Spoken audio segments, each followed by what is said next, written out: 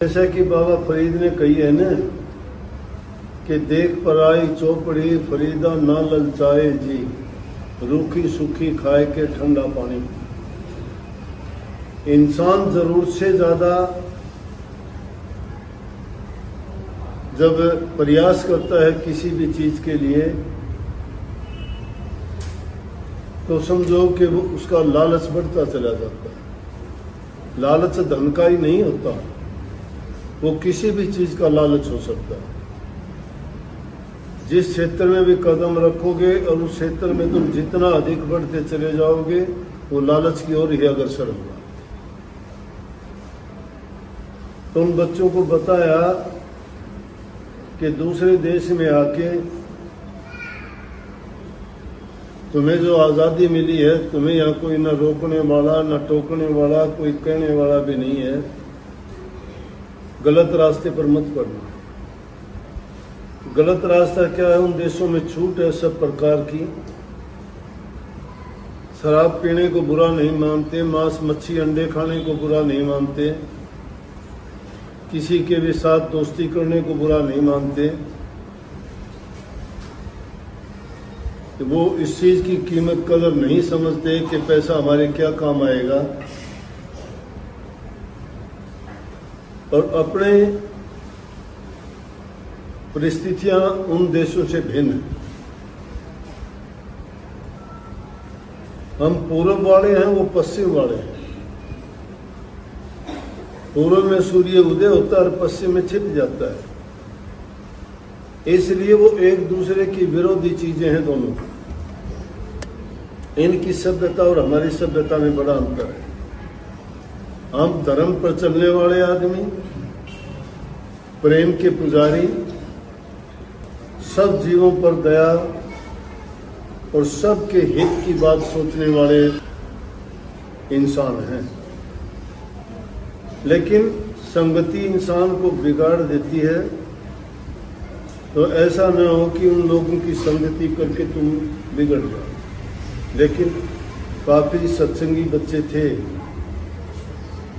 एक लड़का कुरुक्षेत्र से था, गया जाके इतना प्रसन्न होया, कहने लगा कि 9 महीने आज मेरा बड़ा दिन आया है, कि मुझे 9 महीने हो गए यहाँ आए। इतने दिन की सजा काटने के बाद मुझे दर्शन हुए। सत्संगी आदमी दर्शन का महत्व जानते हैं, सत्संग को समझते हैं, और उसका लाभ जो मिलता है वो वही समझ सकते हैं। एक वो ऐसी घटना बताने लगा कि मेरे साथ का एक लड़का था, काफी दिन साथ रहा,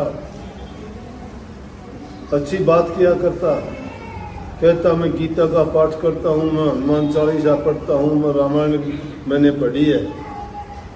मिला हम अलग अलग हो गए। तो जब एक दिन मिलन हुआ तो उसको खाना खाते हुए मैंने देखा, तो मैं उससे कहने लगा, अरे तू तो कहता था कि मैं गीता पढ़ता हूँ, रामायण पढ़ता हूँ, हनुमान चालीसा का पाठ करता हूँ, खाना क्या खाता है? बोला कि ये तो कोई ऐसी बात नहीं है। बोला और इससे ज्यादा क्या बात है? जिसको तुम खाते हो, हमारे देश में उसको माँ कहते हैं। मांस गऊ का खाते हैं, अपने देश में गाय को माता कहते हैं। बोला कि इतना जल्दी तो बहुत जल्दी भूल गया उन बातों। बोला ना ना ऐसी बात नहीं है। बोला और कैसे होगी? लेकिन कहने लगा जी दूसरे को कहने का अधिकार भी क्या है मुझे?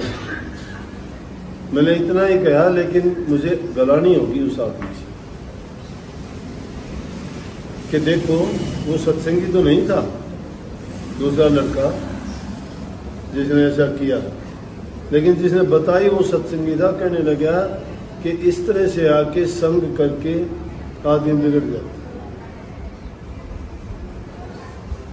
अंग्रेजी में कहावत है, an open door tempts evil a saint. इसका मतलब है खुला दरवाजा एक महात्मा को भी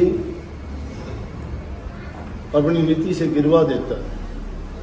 कहने का मतलब जहाँ आज़ादी होती है तो वो भी देखते हैं कि बहती गंगा में गोता लगा लो, तुम भी हाथ हो।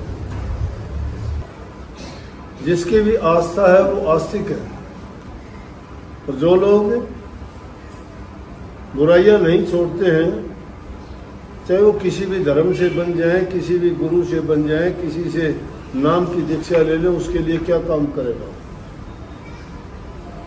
ना उसके लिए नाम काम करता है,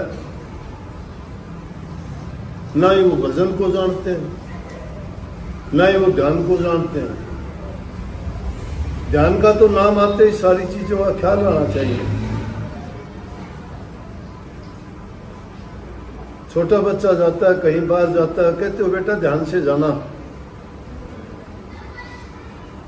खाना खाते हो कहते हो कि ध्यान से खाना, ध्यान से खाना, ध्यान से जाना, ध्यान से उठना, ध्यान से सोना, ध्यान से बैठना, ध्यान से जागना। अरे ध्यान है क्या? किस ध्यान को समझते हो तुम? प्रभु की भक्ति का ध्यान तो बहुत ऊंची चीज है।